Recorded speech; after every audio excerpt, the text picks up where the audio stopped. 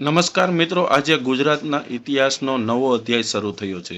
કારણ કે મિત્રો, આમ આદમી પાર્ટીના નેતા ગોપાલ ઇટાલિયા કે જેઓ વિસાવદર વિધાનસભાથી જીત્યા છે અને ધારાસભ્ય બન્યા છે, તેઓએ આજે શપથ લીધા છે શંકરભાઈ ચૌધરીની હાજરીમાં. ત્યારે ઈસુદાન ગઢવી, મનોજભાઈ સોરઠિયા, રાજુભાઈ કરપડા, હરેશભાઈ સાવલિયા, પ્રવીણભાઈ રામ અને અન્ય નેતાઓ પણ હાજર રહ્યા છે.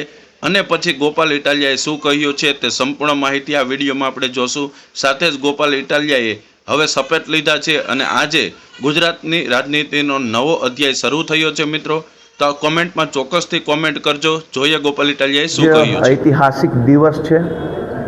ગુજરાતભરના લોકો આ ઐતિહાસિક દિવસને જોઈ રહ્યા છે અને માણી રહ્યા છે.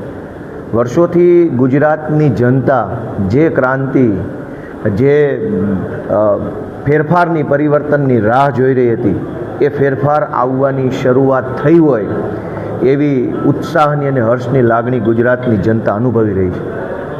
સાધારણ પરિવારમાંથી આવતો અને ગામડાનો એક ખેડૂતનો દીકરો ભારતના મહાન સંવિધાનની તાકાતથી અને લોકોના સહયોગથી ધારાસભ્ય બન્યો છે, એ વાતનો હરખ આજ ગુજરાતના એક એક વ્યક્તિના ચહેરા ઉપર દેખાઈ રહ્યો છે. આજે જ્યારે મારી ગુજરાતની વિધાનસભાના સભ્ય તરીકેની શપથવિધિ થવાની છે, એ વાતનો ઉત્સાહ ગુજરાતના ગામડા ગામડા સુધી પહોંચ્યો છે. એ બદલ હું ગુજરાતની સૌ જનતાનો ખૂબ ખૂબ આભાર વ્યક્ત કરું છું. મારા પોતાના માટે પણ આ એક ખૂબ રોમાંચ આપનારો, ગર્વ આપનારો દિવસ છે. કેમ કે મેં ક્યારેય વિચાર્યું નહોતું કે મારા જેવા સામાન્ય માણસને અવડા મોટા પ્લેટફોર્મ ઉપર કામ કરવાની તક મળશે. ગુજરાત વિધાનસભાની અંદર આપણા દેશના, આપણા રાજ્યના મહાન નેતાઓ, ક્રાંતિકારી નેતાઓએ પણ આ વિધાનસભા ગૃહને શોભાવ્યું છે, એની શોભા વધારી છે. એવા ગૃહની અંદર બેસવાની મને તક મળશે, એ માટે હું મારી જાતને ભાગ્યશાળી માનું છું.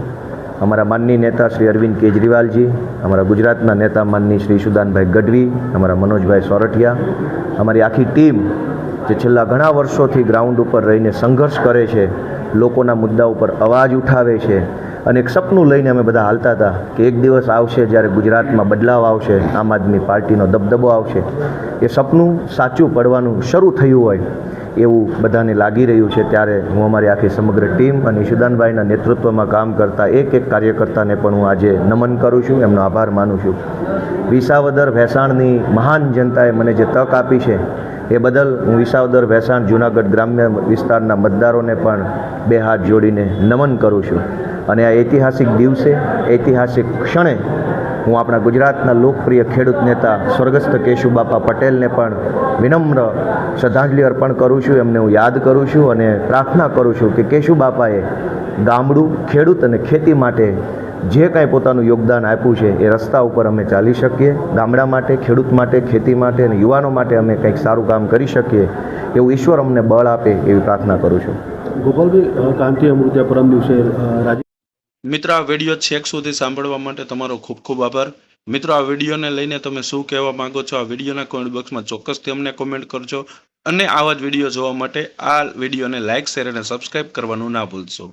હવે મળશું કાલે એક નવા વિડીયો સાથે. રજા આપશો. ધન્યવાદ.